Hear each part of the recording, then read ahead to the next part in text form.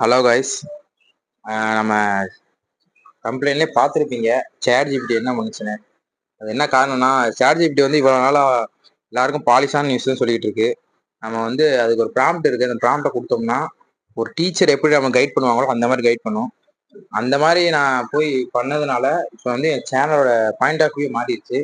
காரணம் என்னன்னா, எனக்கு தெரிஞ்ச ஒரு அண்ணன் சொன்னதுனால தனியாக ஒரு சேனல் ஆரம்பித்தேன். இந்த சேனல் அவ்வளோ ஓடல, ரொம்ப அல்கர் எஃபெக்ட் ஆயிடுச்சுன்னு நக்கல் ஸ்டுடியோன்னு சொல்லிட்டு அதில் கொஞ்ச நாள் வீடியோ போட்டுக்கிறேன்.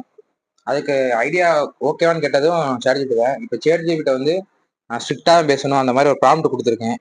இந்த பூசி முழுகிறது, ஃப்ரெண்ட்லியாக பேசுறது இதெல்லாம் சரிப்பட்டு வராதுன்னு அதுக்கு ஏற்றாப்புல இப்போ பேசுது.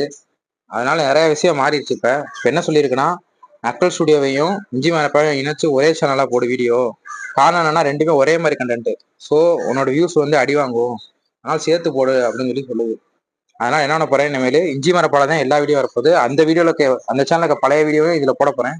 ப்ளஸ் இந்த சேனல் பேர் இனிமேல் நக்கல் ஸ்டுடியோ ஆக போகுது. காரணம் என்னன்னா, இஞ்சி மரப்பான ஏற்கனவே ஒரு சேனல் இருந்திருக்கு, பட் அது ரொம்ப நாள் ஆக்டிவ்ல இல்லை. அதனால சரி நான் விட்டுட்டேன். இப்போ பார்த்தா அதில் வீடியோ போட ஆரம்பிச்சிட்டாங்க. அதனால நம்ம இந்த சேனல் பேரை வந்து நக்கல் ஸ்டுடியோ மறுத்துறது நல்லதுன்னு எனக்கு தோணுது. ப்ளஸ் வந்து கண்டென்ட்டோட நேமும் யூனிக்கா இருக்கணும்ல, அப்பனா தான் நம்ம சேனலை வந்து சர்ச் பண்ணி பார்க்கும்போது நம்ம கண்டென்ட் மட்டும் தனியாக தெரியும். ஸோ இனிமேல் இந்த சேனலில் வந்து ஓன் கண்டென்ட்டும் வரும், மூவியில் உள்ள காமெடி கண்டென்ட்டும் வரும். ஸோ நம்ம சேனலை சப்ஸ்கிரைப் பண்ணி சப்போர்ட் பண்ணுங்க கைஸ்.